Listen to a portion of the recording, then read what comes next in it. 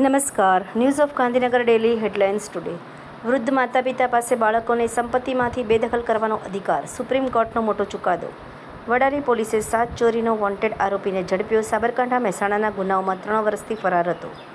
Doctor વિપુલ યાજ્ઞિકને રાષ્ટ્રીય peacock award એનાયત. તબીબી શિક્ષણ સંશોધનમાં પ્રદાન બદલ દેશના 44 વૈજ્ઞાનિકોમાંથી એકમાત્ર પસંદગી. ગાંધીનગર ખાતે કલેક્ટર શ્રી રવિન્દ્ર ખતાલેની અધ્યક્ષતામાં ઉલ્લાસ નવભારત સાક્ષરતા કાર્યક્રમ અંતર્ગત સમીક્ષા બેઠક યોજાઈ. છેલ્લા ઘણા સમયથી ચાલી આવતી સ્વાસ્થ્ય સમસ્યાઓ માટે ઇમરાન ખાનને માટે રાહતના સમાચાર. તંત્રી સ્થાનેથી તહેવારોની મોસમ પહેલાં ખાંડના ભાવમાં વધારો. ટ્રમ્પે હોર્મુઝ સ્ટ્રેટ્સને નવો યુએસએ પ્રદેશ ગણાવતો નકશો પોસ્ટ કર્યો. ઈરાને કહ્યું કે જળમાર્ગ બંધ રહેશે. અફઘાનિસ્તાનના કાબુલમાં એક શાળા પાસે હેન્ડ ગ્રેનેડ હુમલામાં 50 બાળકો ઘાયલ થયા. રોજિંદા અપડાઉન કરતા મુસાફરો માટે જીએસઆરટીસીનો મોટો નિર્ણય. દૈનિક મુસાફર પાસ યોજનામાં ભાડા રાહત વધારી 50% સુધી કરાઈ. ગુજરાત રાજ્ય universities commerce and management teachers એસોસિએશનની વાર્ષિક સાધારણ સભા યોજાઈ. શ્રાવણ માસમાં શિવ મહિમા.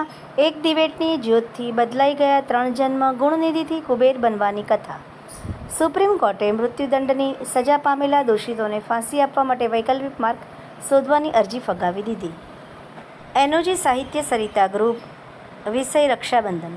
એના ઉપર સર્જકોની ખૂબ જ સુંદર વિવિધ સ્વરચિત રચનાઓ.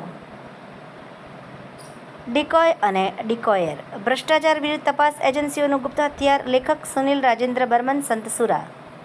ઇન્દોરના રાજેશ કુલવાલ દેશભરના 54 મ્યુચ્યુઅલ ફંડ સંગઠનોનો હવાલો સંભાળે છે. અરવલ્લી જિલ્લાના ચોઇલા પેટા વિભાગમાં ઉત્તર ગુજરાત વીજ કંપનીની મોટી સિદ્ધિ. ખેતીવાડી સિવાયના તમામ ગ્રાહકોના 100% સ્માર્ટ મીટર કાર્યરત. મહિલા વકીલોની સૌપ્રથમવાર સુરત, વડોદરા અને ગાંધીનગરની એકસાથે એક દિવસે મહાદેવ પ્રવાસ યાત્રાનું સફળ આયોજન. શ્રી એસપી ઠાકોર સર્વોદય વિદ્યાલય કાંસા ખાતે 80મા સ્વાતંત્ર્ય પર્વની ભવ્ય ઉજવણી. બીઆઈએસએજીએન ખાતે કેએસવીના 114 વિદ્યાર્થીઓની ત્રિદિવસીય industry visit. News of Gandhinagar દૈનિક જનફરિયાદ ન્યૂઝ ગાંધીનગર. મીનાક્ષી રાવલ.